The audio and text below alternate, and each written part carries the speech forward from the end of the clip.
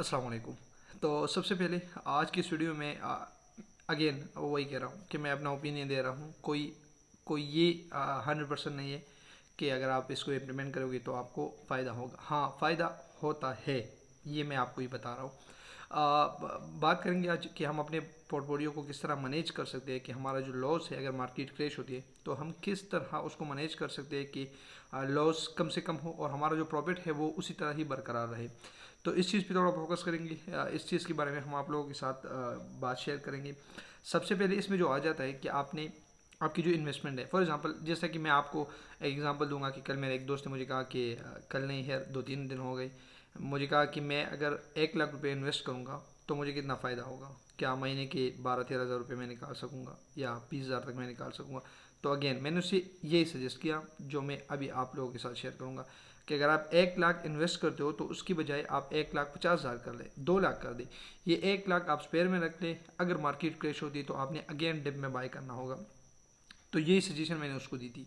Same इसी तरह यहाँ पे भी यही इंप्लीमेंटेशन होगी, इसी फार्मूले की इंप्लीमेंटेशन होगी। फॉर एग्जांपल अगर आपके पास $1,000 है, सपोज करें कि मेरे पास $1,000 है, तो अगर मैं उसको इन्वेस्ट करना चाहता हूँ तो मैं क्या करूँगा, कौन सी स्ट्रेटेजी इस्तेमाल करूँगा। तो सबसे पहले बेस्ट जो प्रो लेवल का जो स्ट्रेटेजी है वो ये है कि आप अपने इन्वेस्टमेंट की 5 या 10 पार्ट्स कर दें।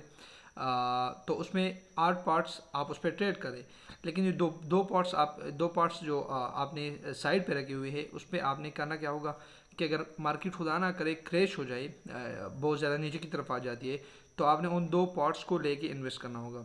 अब इसका फ़ायदा क्या है, देखिए, जब आप फॉर एग्जांपल आपने एडीए को बाई किया वन पे आपने कहा कि यार मुझे लगता है कि ये 1.2 पे जाएगा, 1.3 पे जाएगा, 2 तक जाएगा। आपकी जो भी स्ट्रेटजी होगी शायद यहाँ तक जाए, कोई भी सिग्नल आपको मिले, कहीं से भी मिले।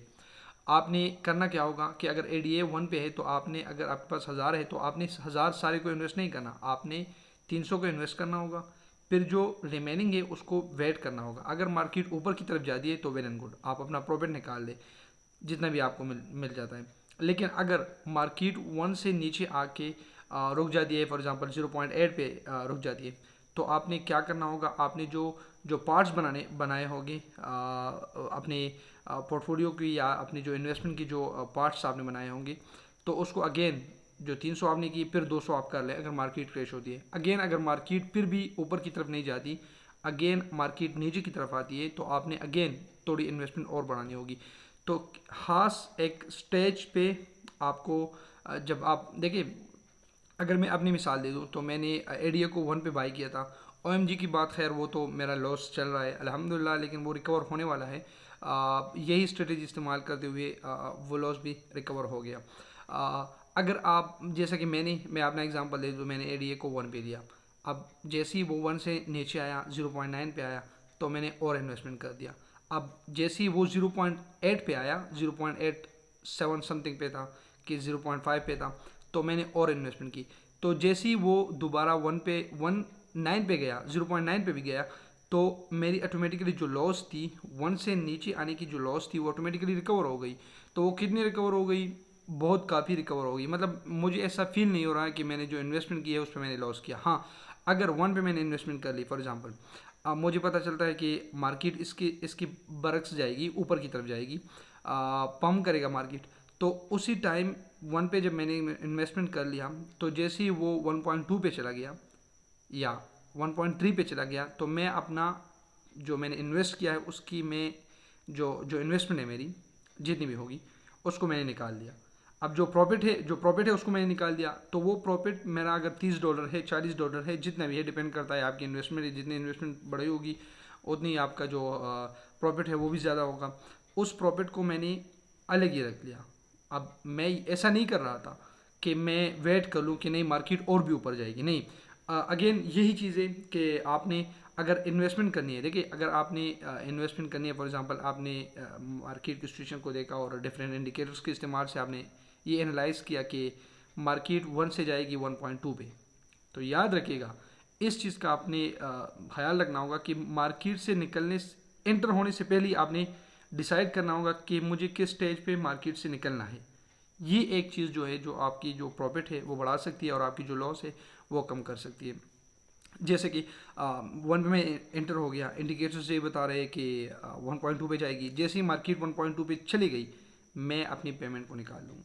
ये एक अच्छी स्ट्रेटजी है जो लोग इस्तेमाल करते हैं, जो प्रो लेवल की स्ट्रेटजी है, या जो मैंने इस्तेमाल करके मुझे ये रियलाइज़ हुआ है कि इससे मुझे फ़ायदा हुआ है। तो वही चीज़ मैं आप लोगों के सामने रख रहा हूँ कि इस चीज़ का आपने फोकस करना होगा कि अगर आप $10 इन्वेस्ट करते हैं, 50 करते हैं, जितने भी करते हो, उसको कब निकालना है। आपने इन्वेस्टमेंट से पहले आपने डिसाइड करना होगा कि हाँ, अगर मार्केट के इंडिकेटर्स ये बता रहे हैं कि 1.2 पे जाएगा, अब जैसे ही 1.2 पे गया तो आपने अपने प्रॉफिट्स को, अपनी पेमेंट्स को निकालनी होंगी। क्यों? क्योंकि अक्सर ये भी होता है कि जैसे ही आप 1 पे इन्वेस्टमेंट करते हैं, 1.2 पे तो चला जाता है, लेकिन मार्केट डायरेक्ट ही रिवर्स ले लेता है और मार्केट नीचे की तरफ आना शुरू हो जाता है। तो फिर आप फिर 1 और 1.2 के दरमियान में रह जाते हैं। फिर आप ये डिसाइड नहीं कर सकते कि क्या मुझे अब निकलना चाहिए, क्या मुझे अब रहना चाहिए, क्या करना चाहिए। तो उस सिचुएशन में फिर आप एक शक में पड़ जाते हैं कि आप ये डिसाइड नहीं कर सकते कि मार्केट में मुझे मुझे मार्केट से निकलना है या मार्केट में ही रहना है। तो इस चीज़ का आपने ख्याल रखना होगा।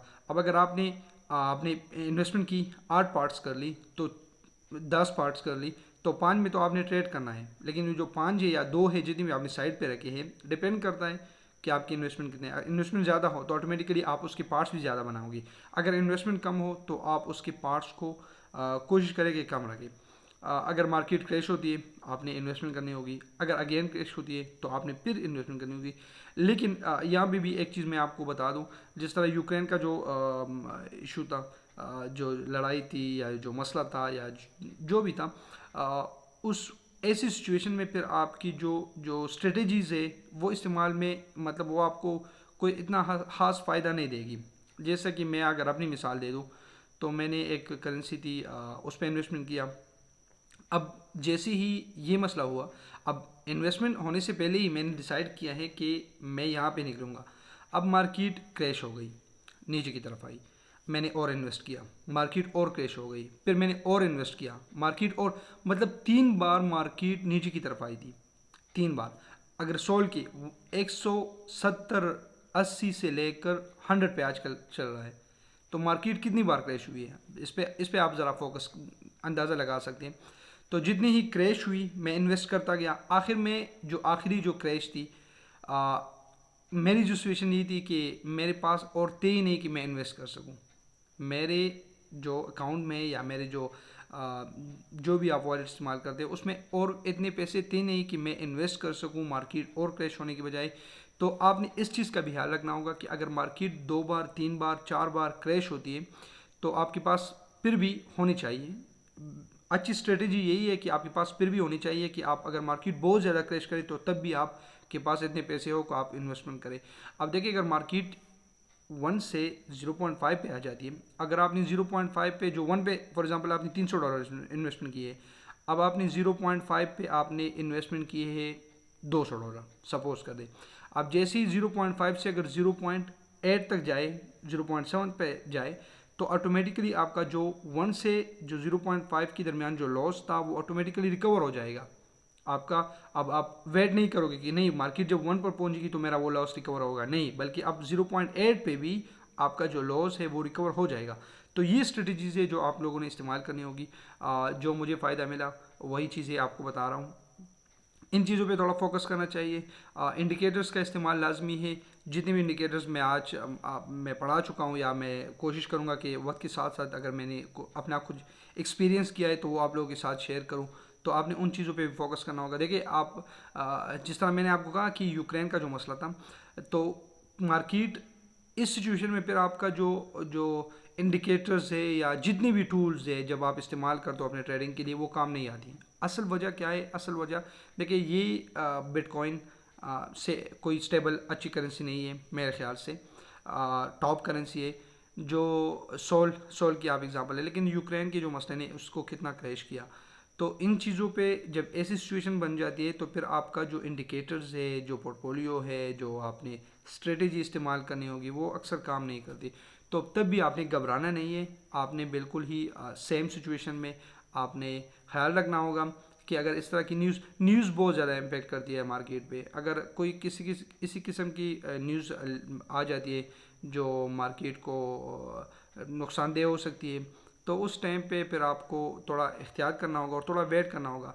अगेन ये भी एक चीज़ है कि अगर मार्केट में बहुत ज़्यादा फ्लक्चुएशन है, कि ग्राफ का अगर आप देखें तो ग्राफ बहुत ज़्यादा फ्लक्चुएशन के साथ साथ वो ऊपर नीचे हो रहा है, तो तब फिर आपने क्या करना होगा, आपने वेट करना होगा जब तक मार्केट किसी खास स्टेज पे अपने आप को कांस्टेंट नहीं रखती। अब कांस्टेंट तो नहीं हो सकता, लेकिन किसी खास डोमेन के अंदर वो कांस्टेंट हो सकता है, इस चीज़ को भी समझना ज़रूरी है।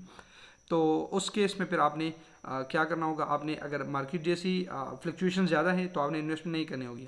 इंडिकेटर जो भी कहे, इंडिकेटर्स को आपने देखना नहीं होगा, पोर्टफोलियो को नहीं देखना होगा। अगर आप कहे कि नहीं मार्केट में फ्लक्चुएशन है और मैं अपने पोर्टफोलियो का इस्तेमाल करते हुए थोड़ा इन्वेस्ट करूँगा फिर थोड़ा, नहीं, आपने नहीं करना होगा। आपने करना क्या होगा, आपने वेट करना होगा कि जब तक मार्केट में किसी खास डोमेन के अंदर फ्लक्चुएशन ख़त्म हो जाए तो तब आपने मार्केट के अंदर जाना होगा, मार्केट में इन्वेस्ट करना होगा, आपने कोई किसी भी स्पेसिफिक करेंसी को बाई करना होगा। दूसरी बात कि आप जब भी करेंसी बाई करते हो तो अपनी पेमेंट्स को, या अपने जो आपके जो बजट है, या जो आपके आपके पास जितने भी पैसे हैं वो किसी एक करेंसी में आपने इन्वेस्ट नहीं करनी होगी। आपने हर एक करेंसी को देखना होगा, खास खास मकदार में आपने इन्वेस्टमेंट करनी होगी। एक ही इन्वेस्ट करोगे तो जैसे ही वो क्रैश हो जाती है तो फिर आपके पास वो जो लॉस रिकवर होने का, या जो आपका दूसरी करेंसी है उसमें इन्वेस्ट करने का आपके पास टाइम नहीं होता। अक्सर में ये होता है, ज़्यादातर केस में ये होता है कि अब एक करेंसी की मार्केट गिर जाती है, एक करेंसी क्रैश कर देती है, तो आपके पास दूसरी करेंसी होती है कि वो शायद अपने किसी खास स्टेज पे हो, बेशक क्रैश करे, लेकिन फिर भी कंपेरेटिवली वो अपने आप को किसी खास डोमेन के अंदर फ्लक्चुएशन शो करता है। लेकिन आपने घबराना उस टाइम में भी नहीं। इस चीज़ का आपने बहुत ज़्यादा ख्याल रखना होगा कि हर एक सारे इन्वेस्टमेंट को एक ही करेंसी में ना रखें, कम कम रखें। कोशिश करें कि आप अगर बिगिनर्स हो तो मैं अक्सर मुझसे लोग सवाल करते हैं कि बिगिनर्स है तो फिर क्या करें। तो सेम सिचुएशन है। देखिए जब तक आप, मैं हमेशा यही एक चीज़ जो मैंने सीखी है कि मेरी जो पहली इन्वेस्टमेंट थी वो ख़त्म हो गई तो मैंने बहुत कुछ सीखा। ये एक चीज़ है जो कि ज़्यादातर लोगों को पता नहीं है। तो कोशिश करें कि अपनी पहली इन्वेस्टमेंट कम से कम रखें। आप ऐसी इन्वेस्टमेंट रखें कि आपको पता चले कि अगर ये ख़त्म भी हो जाए, खुदा ना करे, तो तब भी मुझे कोई इशू नहीं होगा। अब अगर ज़्यादा रखोगे और आप सीखते सीखते सीखते सीखते वो ख़त्म हो गई तो फिर आपका दिल नहीं करेगा कि मैं और इन्वेस्टमेंट करूं। तो कोशिश करें कि अपनी इन्वेस्टमेंट कम से कम रखें, और जितनी कम होगी तो फिर आप मतलब अगर वो ख़त्म भी हो जाए तो आपके पास आने वाले वक्त में आपके पास ये एक वो होगा कि चले पेमेंट तो ख़त्म हो गई लेकिन मैंने सीखा बहुत ज़्यादा इसमें। तो इन चीज़ों का आपने ख्याल रखना होगा। तो इंशाल्लाह वीडियो शेयर करेंगे आप लोगों के साथ, और वीडियो को लाइक ज़रूर कर देना, कमेंट्स कर ले ताकि हमें मोटिवेशन मिले कि हम अपनी इंडिकेटर्स, अब ऐसा वक्त भी आएगा इंशाल्लाह कि हम आपके सामने बैठ कर मार्केट में इन होंगे, आपको प्रॉफिट भी दिखाएंगे कि इतना हम ले चुके हैं, लॉस भी दिखाएंगे कि इतना हो गया है, सब कुछ आप लोगों के साथ शेयर करेंगे। लेकिन उसके लिए आप थोड़ा वीडियोस को लाइक करें और सब्सक्राइब करना ना भूलिएगा। Thank you very much.